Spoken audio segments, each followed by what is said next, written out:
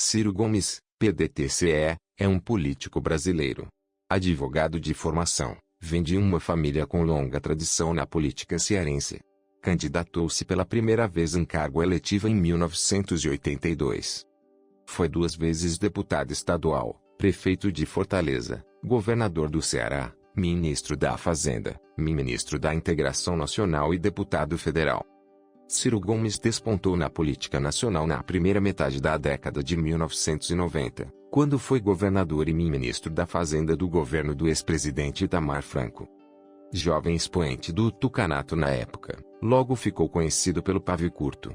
Costuma criticar e responder a adversários, e também a aliados, vários tons acima. Ficaram famosas suas declarações quando era ministro da Fazenda, em 1994. Chamou de otários consumidores que pagavam ágio para comprar carros, de ladrões e canalhas os empresários que cobravam sobretaxas, e de terroristas as reações do empresariado paulista a medidas do governo. Ciro integrou diversos partidos, da direita à esquerda. Começou no PDS, hoje PP, legenda nascida da arena do regime militar, mas logo migrou para o PMDB. Depois foi para o PSDB, onde se tornou uma liderança importante. Posteriormente, passou pelo PPS, hoje Cidadania, PSB, PROS e agora está no PDT. Continua a ter relações instáveis com as siglas que integra. Em novembro de 2021, suspendeu sua pré-candidatura à presidência quando 15 dos 24 deputados federais do PDT votaram a favor da PEC dos precatórios, de interesse do governo do presidente Jair Bolsonaro, PL. A mim só me resta um caminho: deixar a minha pré-candidatura em suspenso até que a bancada do meu partido reavalie sua posição, declarou. No entanto, em 21 de janeiro de 2022 sua pré-candidatura foi confirmada. O lema da pré-campanha é a rebeldia da esperança, idealizado pelo marqueteiro João Santana, que já trabalhou em campanhas dos ex-presidentes petistas Luiz Inácio Lula da Silva e Dilma Rousseff. Ciro teve uma trajetória ascendente até decidir se lançar candidato a presidente, em 1998. Desde então, foram 3 tentativas fracassadas. Em 2022, Ciro Gomes prepara-se para tentar uma 4ª vez. Quem é Ciro Gomes? Ciro Ferreira Gomes nasceu em Pindamonhangaba, no Vale do Paraíba, interior de São Paulo, em 15 de novembro de 1957. Ele é o filho mais velho de 5 de José Euclides Ferreira Gomes Filho, defensor público cearense, e Maria José Ferreira Gomes, professora paulista. O ex-governador de São Paulo, Geraldo Alckmin, sem partido, é da mesma cidade. Ao contrário do conterrâneo, que cresceu e iniciou a carreira política no município, ainda pequeno Ciro mudou-se com família para Adamantina, também no interior paulista, e depois para Sobral, no Ceará, cidade localizada a 260 quilômetros a oeste de Fortaleza. Do lado paterno, o pedetista vem de uma longa linhagem de políticos cearenses. O bisavô, o avô e o pai dele foram prefeitos de Sobral, assim como o irmão Cidade Ivo, também irmão, é o atual prefeito. Outro irmão, Lúcio, é secretário de Infraestrutura do Estado do Ceará. A irmã Lia deixou em dezembro de 2021 o cargo de secretária executiva de Justiça, Cidadania e Direitos Humanos da Secretaria de Proteção Social do Estado. O Ceará é governado pelo petista Camilo Santana. Depois de concluir o ensino médio em escola pública de Sobral, Ciro Gomes foi para Fortaleza e, em 1976, entrou na Faculdade de Direito da Universidade Federal do Ceará, UFCE. Participou de um grupo chamado Habeas Corpus, ligado à esquerda católica, mas tinha um certo alinhamento da luta partidária, segundo ele mesmo contou no livro No País dos Conflitos. Foi candidato à vice-presidência da União Nacional dos Estudantes, UNE, em 1979, ano da reabertura da entidade. A ditadura militar havia tornado a UNE ilegal. O jovem Ciro Gomes formou-se em 1979 e voltou para Sobral como advogado. Deu aulas de Direito Tributário na Universidade do Vale do Acaraú, na cidade, e na Universidade de Fortaleza, Unifor. Trajetória política de Ciro Gomes. Em 1982, ele se candidatou pela primeira vez em cargo público. Foi eleito deputado estadual pelo PDS, partido de seu pai, que na época era prefeito de Sobral. Nesse período, Ciro Gomes e o hoje senador Tasso Gereissati, PSDB, deram início a uma duradoura aliança política. Tasso era presidente do Centro Industrial do Ceará, CIC. Apesar de Ciro ter sido introduzido na vida partidária pelo pai, Tasso é considerado seu verdadeiro padrinho político. Já em 1983, Ciro Gomes mudou para o PMDB. Foi favorável às diretas já, em 1984, e à eleição de Tancredo Neves para presidente, em 1985. Em 1986, ele foi reeleito deputado estadual. Tasso venceu a disputa pelo governo do Ceará e chamou o aliado para ser seu líder na Assembleia. Satisfeito com a atuação do correligionário na liderança do governo, Tasso convidou Ciro Gomes para ser candidato a prefeito de Fortaleza pelo PMDB, em 1988. Ele venceu o pleito e sucedeu Maria Luísa Fontenelle, a primeira prefeita de capital eleita pelo PT. A administração Ciro foi bem avaliada pela população e, em 1990, ele foi o prefeito de capital com maior índice de aprovação do Brasil, segundo a Folha de São Paulo. Entre suas realizações estavam limpeza de ruas, buracos tapados, reabertura de postos de saúde, recuperação de escolas e regularização dos salários do funcionalismo. Ciro Gomes ficou pouco tempo à frente da administração municipal. Já em 1990, ele se candidatou ao governo do Ceará, apoiado por Tasso. Naquela época não havia reeleição para cargos no executivo. Disputou pelo recém-fundado PSDB e elegeu-se no primeiro turno com 56% dos votos. Foi o único governador eleito pelos tucanos naquele ano. Deu continuidade ao enxugamento da máquina do Estado, iniciado por Tasso, incentivou a criação de micro e pequenas empresas, combateu a sonegação e investiu em saúde e educação. Em 1992, sua gestão atingiu 64% de aprovação, de acordo com o Datafolha. A mortalidade infantil caiu em 1/3 e, em 1993, Ciro Gomes recebeu o Prêmio Maurício Paté do Fundo das Nações Unidas para a Infância, UNICEF. A obra de maior destaque de sua administração foi a construção de um canal de 115 quilômetros para levar água do rio Jaguaribe até Fortaleza.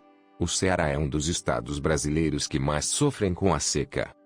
Em 1992, Ciro Gomes se posicionou a favor do impeachment do então presidente Fernando Collor de Mello. Após o afastamento e renúncia de Collor, em dezembro de 1992, o vice Itamar Franco assumiu a presidência. No plebiscito de 1993, Ciro Gomes apoiou a mudança do sistema de governo para o parlamentarismo, defendida pelo PSDB. Os eleitores decidiram pela manutenção do presidencialismo.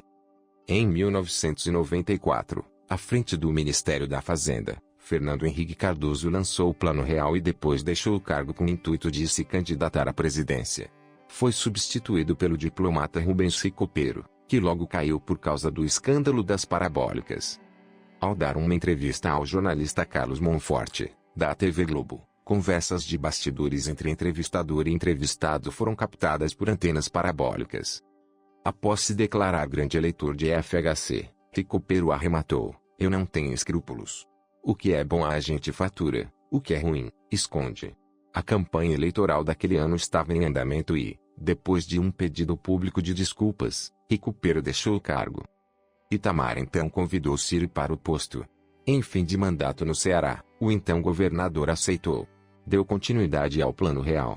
Reduziu a alíquota de importação de 445 produtos, extinguiu a cobrança de PIS, PASEP e COFINS sobre as exportações, criou a taxa de juros de longo prazo, TJLP, e negociou com a Argentina os termos finais do acordo de tarifas do Mercosul. Sua personalidade temperamental foi escancarada para o público nacional. No curto período em que passou no ministério, teve desentendimentos com a equipe do Plano Real e com outros integrantes do governo, confrontou o empresariado paulista e cancelou um acordo fechado pela Petrobras com os petroleiros, lançando a categoria numa das mais longas greves de sua história. Com a vitória e a posse de FHC nas eleições, Ciro Gomes foi substituído pelo economista Pedro Malan na Fazenda. Ele ainda criticou a escolha do senador José Serra, PSDB-SP, para o Ministério do Planejamento. Fora do governo, Ciro seguiu para um período sabático como pesquisador visitante na Universidade de Harvard, nos Estados Unidos. Lá deu início a uma parceria intelectual e política com o professor Roberto Mangabeira Unger que dura até hoje. Mangabeira é um dos ideólogos do PDT. Ele assessorou Ciro na campanha à presidência em 1998 e coordenou o programa de governo do então candidato em 2002. Posteriormente, Mangabeira foi ministro-chefe da Secretaria de Assuntos Estratégicos, SAE, nos governos Lula e Dilma. Durante a gestão de FHC, a relação de Ciro com o governo e com o PSDB foi se deteriorando. Passou a criticar a política de Estado mínimo e teve um longo período de desentendimento com o tucanato paulista.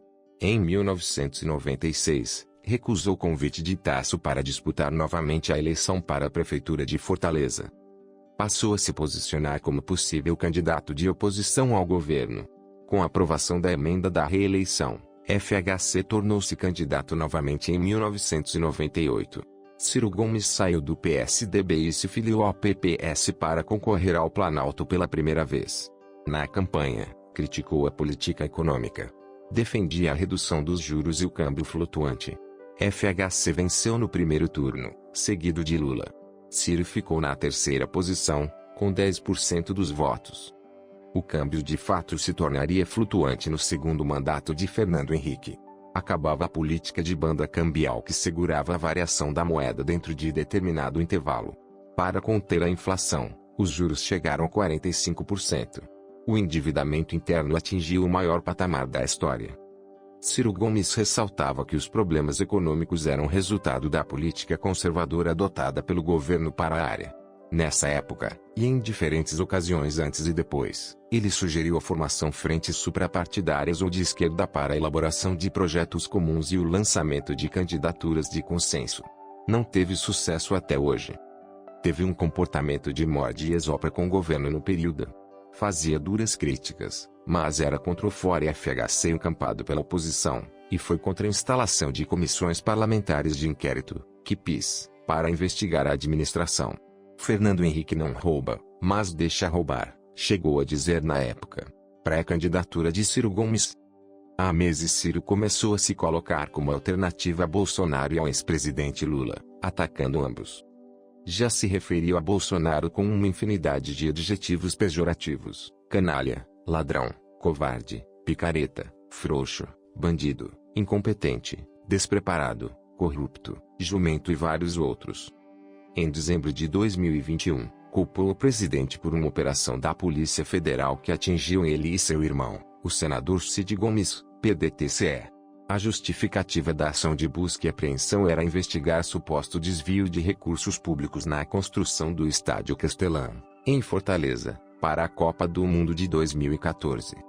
Não tenho dúvida de que esta ação tão tardia e despropositada tem o objetivo claro de tentar me intimidar e deter as denúncias que faço todo dia contra esse governo que está dilapidando nosso patrimônio público com esquemas de corrupção de escala inédita, declarou Ciro. Em 22 de fevereiro de 2022, a quarta turma do Tribunal Regional Federal da 5ª Região, TRF5, acatou por unanimidade habeas corpus apresentado pela defesa de Ciro e anulou a operação da PF. Segundo a Folha de São Paulo, os magistrados entenderam que houve ausência de contemporaneidade entre as supostas fraudes e a busca e apreensão. Mais de 10 anos separam um acontecimento do outro. A Justiça no Brasil. O TRF5, por unanimidade, restaurou a minha honestidade, a minha decência, afirmou Ciro Gomes na ocasião. Com a decisão, nenhuma eventual prova obtida na operação pode ser usada contra ele. Relação com Lula e o PT. Com Lula e o PT, Ciro tem uma relação conturbada. Apoiou o petista no segundo turno em 2002, foi ministro da Integração Nacional em seu primeiro mandato e rompeu com o PPS, seu partido na época, quando a legenda decidiu ir para a oposição. Seguiu como aliado do ex-presidente no segundo mandato, mas foi se afastando do governo. Embora não tenha sido entusiasta da primeira candidatura de Dilma, defendeu sua reeleição, e seu irmão Cid chegou a ser ministro da Educação da ex-presidente. Foi contra o impeachment de Dilma, mas nos últimos anos endureceu os ataques ao PT. Em 2018, lançou-se candidato à presidência pela terceira vez e tentou conseguir o apoio de Lula, que liderava as pesquisas. O ex-presidente foi preso por ordem do então juiz Sérgio Moro, em meio à Operação Lava Jato, e ficou impedido de disputar. No entanto, o líder petista frustrou Ciro e apoiou a candidatura do ex-prefeito de São Paulo, Fernando Haddad, PET. Ciro ficou em terceiro lugar no primeiro turno. Viajou para Paris e não pediu votos para Haddad, derrotado por Bolsonaro no segundo turno. Em maio de 2021, em entrevista ao jornal Valor Econômico, disse: Lula é parte central da corrupção. Lula é o maior corruptor da história moderna brasileira. E não aprendeu nada. Fica na lambança, prometendo a volta de um passado idílico que é mentira. Em outra entrevista, atacou: o ego do Lula agora não tem reparo, não tem contradição, despirocou geral. Não mudou nenhuma ideia sobre nada. E agora tá piorado, porque ele considera, vamos dizer, que o crime compensa. Ciro vinha tentando se colocar como alternativa de centro-esquerda e, ao mesmo tempo, atrair a simpatia de antipetistas. No entanto, em dezembro de 2021, Lula se solidarizou com seu ex-ministro quando da operação da PF que atingiu os irmãos Gomes. O pedetista, então, amenizou o tom. Não acho que o Lula seja um ladrão, eu nunca disse isso, declarou. Ele sabe o que é sofrer perseguição. E ele sabe que eu defendi também quando o Sérgio Moro fez todas as arbitrariedades que fez contra ele, acrescentou.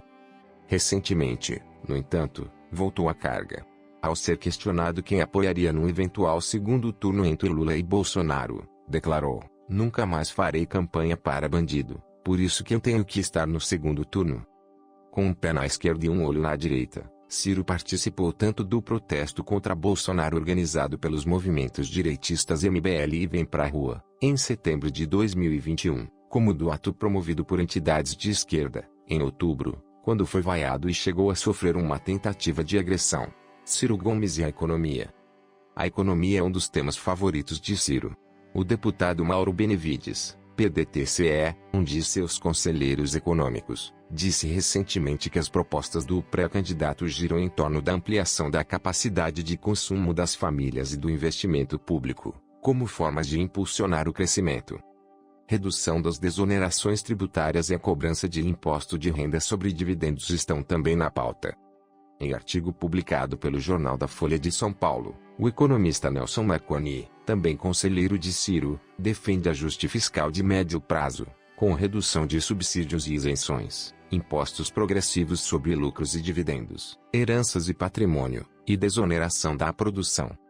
Defende também o fortalecimento da indústria e um plano nacional de desenvolvimento que promova o avanço da educação, ciência e tecnologia, redução das desigualdades e melhoria dos indicadores sociais. Destaca ainda a pauta ambiental como oportunidade de investimentos e propõe mudanças nos processos produtivos rumo a uma economia de baixo carbono.